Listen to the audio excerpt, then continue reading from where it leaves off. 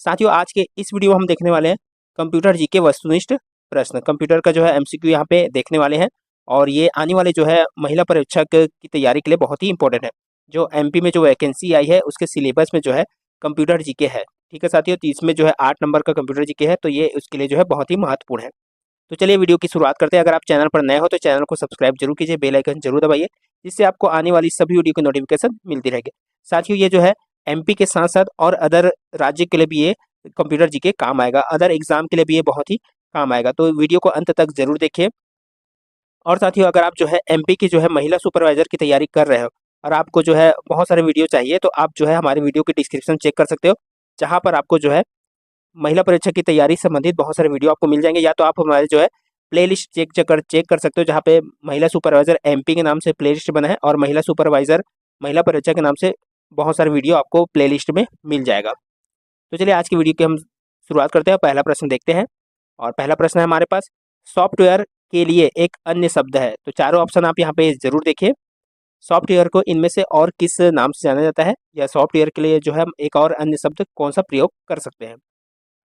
तो इसका जो राइट उत्तर हो जाएगा वो है ऑप्शन सी, प्रोग्राम। चलिए अगला प्रश्न देखते हैं।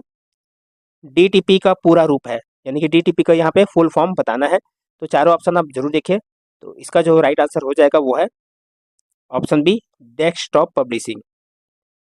अगर आप जो है पहले से तैयारी कर रहे हैं, अगर आपको लगता है ये आप लोगों के लिए बहुत अच्छा प्रैक्टिस सेट साबित हो सकता है, या आपको अगर आंसर बताना है तो आप हमारे जो है हमारे आंसर बताने से पहले आप अपना आंसर कमेंट कर सकते हैं। आप ये भी बता सकते हैं कि आपका कितना इसमें सही हुआ।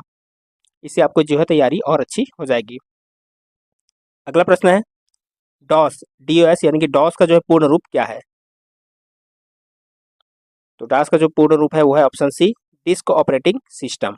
ऑप्शन सी इसका जो है राइट आंसर हो जाएगा।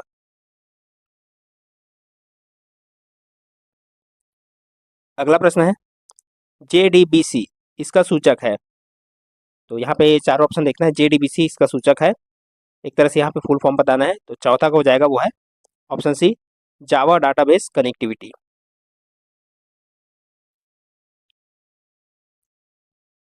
अगला प्रश्न है, लैन किसका लघु रूप है। लैन इसमें से किसका जो है शॉर्ट फॉर्म है। तो इसका जो राइट आंसर हो जाएगा वो है option A, local area network. Option A right answer हो जाएगा। चलिए अगला प्रश्न पूछ देखते हैं। कंप्यूटर संक्षिप्ताकार केबी का सामान्यतः पूर्ण रूप है। यहाँ पे बताना है केबी का जो है फुल फॉर्म क्या है।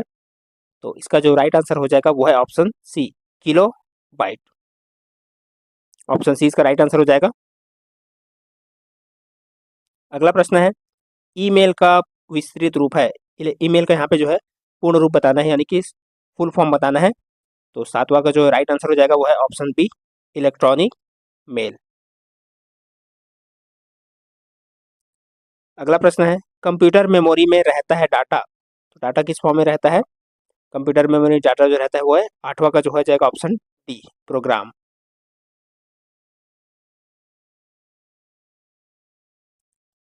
अगला प्रश्न है, पहला ग्राफिकल यूजर इंटरफेस किस कंपनी ने बनाया था। यहाँ पे बताना है पहला ग्राफिकल यूजर इंटरफेस इनमें से किस कंपनी ने बनाया था। चारों ऑप्शन है आपके सामने। तो इसका जो राइट आंसर हो जाएगा ऑप्शन डी, जीरोक्स। अगला प्रश्न है, माइक्रोसॉफ्ट वर्ड उदाहरण है। तो माइक्रोसॉफ्ट वर्ड जो है ये किस चीज का उदाहरण है। चारों ऑप्शन आप यहाँ पे जरूर देखिए और प्रश्नों को भी अच्छे से देखिए। तो 10वां का जो राइट आंसर हो जाएगा वो है ऑप्शन डी, एप्लीकेशन सॉफ्टवेयर का। माइक्रोसॉफ्ट वर्ड जो है एप्लीकेशन सॉफ्टवेयर का उदाहरण है।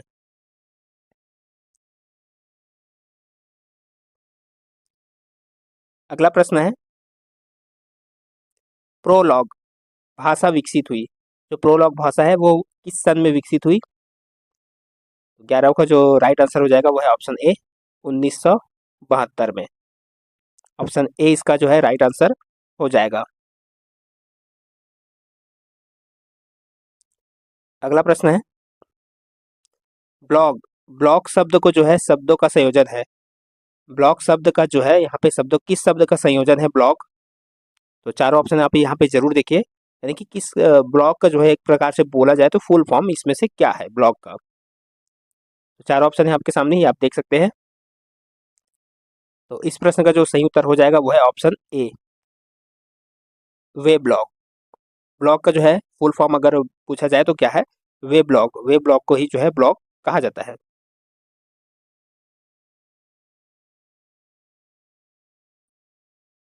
चलिए देखते हैं अगला प्रश्न। और अगला प्रश्न है हमारे पास, वह यह कंप्यूटर का वह भाग है जिसे कोई छू नहीं सकता। चारों ऑप्शन में से बताना ही है, कंप्यूटर का वह भाग है जिसको कोई छू नहीं सकता है। तो 13 का जो राइट आंसर हो जाएगा वो है option D, software. Option D इसका राइट आंसर हो जाएगा।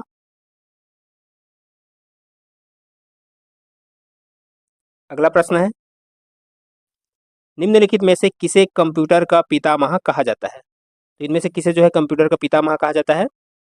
तो राइट आंसर है वो है ऑप्शन बी, चार्ल्स बेबेज को। अगला प्रश्न है, इंटीग्रेटेड सर्किट चिप आईसी पर किसकी परत होती है। इंटीग्रेटेड सर्किट चिप यानी कि आईसी पर इनमें से जो है किसकी परत होती है। तो इसका जो राइट आंसर हो जाएगा वो है ऑप्शन ए, सिलिकॉन की परत। ऑप्शन ए इसका जो है राइट आंसर हो जाएगा। अगला प्रश्न है, आधुनिक डिजिटल कंप्यूटर में किस पद्धति का उपयोग किया जाता है। आधुनिक डिजिटल कंप्यूटर में इनमें से किस पद्धति का उपयोग किया जाता है। तो यहाँ पे जो है चारों ऑप्शन आप जरूर देखिए, पूरा पूरा ऑप्शन आप जरूर पढ़िएगा। तो इसका जो राइट आंसर हो जाएगा ऑप्शन ए, द्विआधारी अंक पद्धति का उपयोग किया जाता है, जीरो एक जिसको कहा जाता है। तो ऑप्शन ए इसका जो है राइट आंसर हो जाएगा। अगला प्रश्न देखते हैं, किस कंप्यूटर भाषा का प्रयोग वाणिज्यिक कार्यों में किया जाता है। इनमें से किस कंप्यूटर भाषा का प्रयोग जो है वाणिज्यिक कार्यों में किया जाता है। तो इसका जो राइट आंसर हो जाएगा ऑप्शन सी, कोबोल।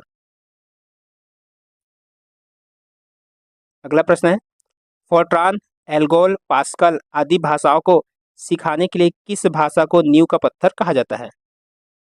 तो इनमें से बताना है, प्रश्नों को अच्छे से देखिए।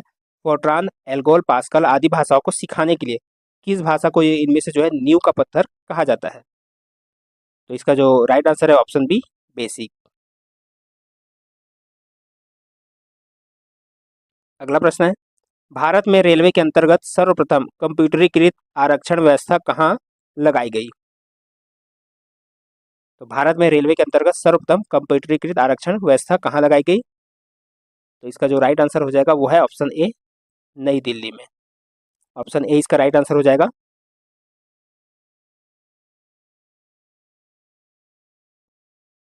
अगला प्रश्न है, कौन सा सॉफ्टवेयर शब्द संसाधन में प्रयोग किया जाता है। कौन सा सॉफ्टवेयर जो है शब्द संसाधन में प्रयोग किया जाता है, यानी कि शब्दों का एडिट या शब्दों का जो है संसाधन में कौन सा सॉफ्टवेयर इसमें से प्रयोग किया जाता है। तो राइट आंसर है ऑप्शन डी, ये सभी, यानी कि पेज मेकर भी, वर्ड स्टार भी, एमएस वर्ड भी।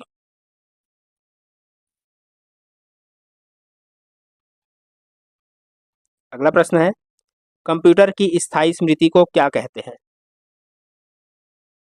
कंप्यूटर की स्थायी स्मृति को इनमें से क्या कहते हैं, जो परमानेंट मेमोरी है उसको क्या कहते हैं इनमें से। तो राइट आंसर हो जाएगा ऑप्शन बी, रोम।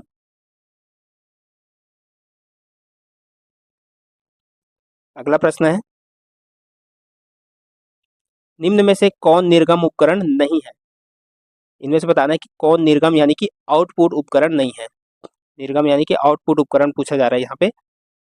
तो इसका जो राइट आंसर हो जाएगा वो है प्रकाशित लक्षण अभिज्ञाता।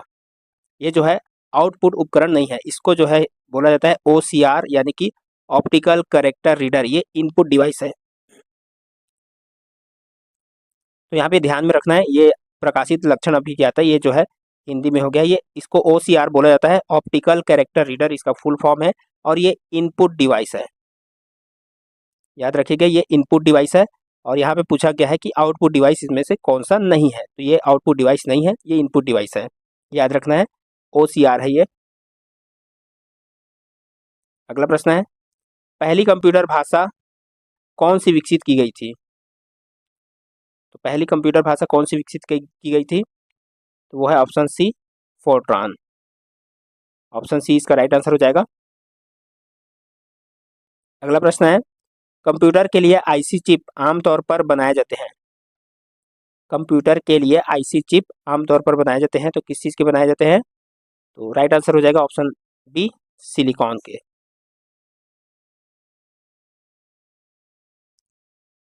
चलिए आज के कंप्यूटर एमसीक्यू का आखिरी प्रश्न देखते हैं। निम्न में से कौन सा सीआरटी का हिस्सा नहीं है? इनमें से कौन सा है जो सीआरटी का हिस्सा नहीं है? तो राइट आंसर हो जाएगा ऑप्शन डी, गैस प्लाज्मा।